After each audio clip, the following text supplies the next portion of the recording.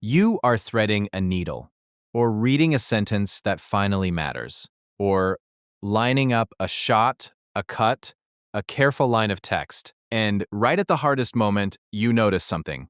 You have stopped breathing, your chest is locked, the air just sitting there, frozen, while every ounce of you narrows onto the task. Then you finish, and you exhale a breath you did not know you were holding. You never decided to do that. Nobody taught you to.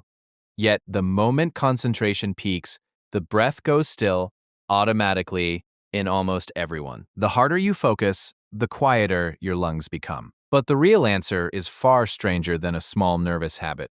That held breath is not random, and it is not new. It is an ancient survival posture, older than language, older than your species, the body going perfectly still and silent to sharpen the mind for one single critical moment. When you hold your breath over a needle, you are doing the exact thing your ancestors did over a footprint in the dirt. Let me explain. Start with a fact most people never consider. Breathing is the only vital function that is both automatic and yours to control. Your heart beats on its own. You cannot pause it by simply choosing to. But your breath sits on a strange border, running by itself in the background, yet instantly available to your will the moment you reach for it. That border is not an accident. Breathing is wired deep into the parts of your brain that handle alertness, emotion, and attention. There is a small cluster of neurons near the base of your brain that acts as the pacemaker for breathing, setting the rhythm, breath after breath, without you ever thinking about it. A neuroscientist named Jack Feldman spent decades studying this region, and working in his lab, a researcher named Kevin Yackel helped uncover something remarkable. That breathing pacemaker is not isolated. It sends a direct line up to one of the brain's main arousal and attention centers, the part that governs how alert or calm you feel. Your breathing and your state of mind are not two separate things that happen to share a body. They are physically connected. The rhythm of your breath talks directly to the part of your brain that controls your focus. Slow the breath, and the message that travels up is calm. Hold the breath, and you send a very different signal. So, when you pause your breathing to concentrate, you are not just being quiet. You are pulling a lever wired straight into your own attention. But it goes deeper than alertness.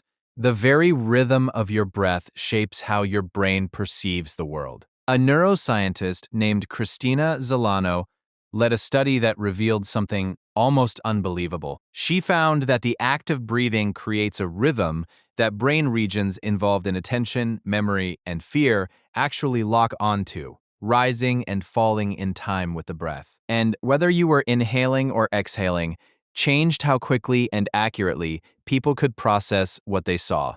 The brain was literally riding the wave of respiration. So when you hold your breath at a moment of intense focus, you are freezing that wave, pinning the brain's rhythm in place, holding the inner clock steady, that needle, that sentence, that precise cut. For one held breath, you make your entire nervous system stop moving so that one thing can be seen perfectly. Now go back, far back. Picture an ancestor of yours crouched at the edge of tall grass. Something moved. A shape, a sound, a flicker of prey, or the hint of a predator. In that instant, survival depended on total stillness and total attention. The body has a built-in program for exactly this moment. Scientists call it the orienting response, first described by a researcher named Yevgeny Sokolov. When something suddenly demands your full attention, the body quiets, the movements stop, and the breath often holds. Why the breath? Because breathing makes noise. Breathing makes the chest move. In the most ancient calculation, it could give you away. A held breath is silent. A held breath is motionless. It turns the whole body into a single, listening, watching instrument, with nothing leaking out. It also sharpens the senses. The hunter holds his breath to steady the spear. The hunted holds its breath to vanish. Stillness buys clarity. Silence buys survival. That program never left you. Facing a task that demands precision and total focus, your brain reaches for the oldest tool it has, the freeze, the stillness, the held breath. It does not know the difference between a predator in the grass and a thread you are trying to get through a tiny hole. To that ancient system, both are a moment that must not be missed. There is even a steady-handed reason hidden inside it.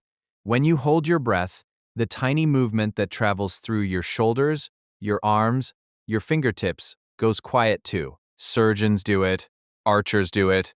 Anyone aiming at something small and exact does it, often without knowing.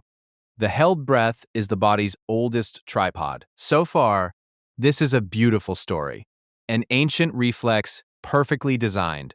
But here is the twist that turns this gift into a quiet, modern problem. That reflex was built for moments. Brief, sharp, occasional moments. It was never meant to run all day. And yet, look at how you live now.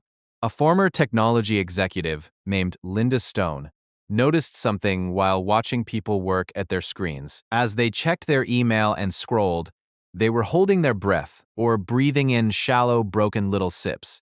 She gave it a name: screen apnea. The same ancient freeze response, the held breath of the hunter at the edge of the grass, now firing over an inbox, hour after hour, day after day. Your body evolved to hold its breath for a moment, then release, breathe deep, and return to calm. But the modern world hands you 1,000 tiny high-stakes moments in a row, with no release between them. So the breath stays shallow, the body stays subtly frozen. The very reflex that once sharpened you now keeps you in a low, endless hum of stress, because you have surrounded yourself with needles you never finish threading. But here is what makes this worth knowing. Once you see it, you can answer it. The same breath the ancient program freezes is the one function you were given the power to control. Notice the locked chest over the screen, the shallow sips during the hard email, and do the one thing your ancestors did at the end of every hunt. Exhale, long and slow and complete. That single deliberate breath travels right back up the same wire, and it tells your brain the moment has passed, you are safe. You can come back down. So the next time you catch yourself frozen, your chest locked, the air held still inside you, do not be puzzled by it. You are not nervous. You are not broken. You are simply watching the oldest stillness in the world arrive. The silent, breathless focus of a creature at the edge of the grass. Still living inside you the instant something matters enough to hold your breath for.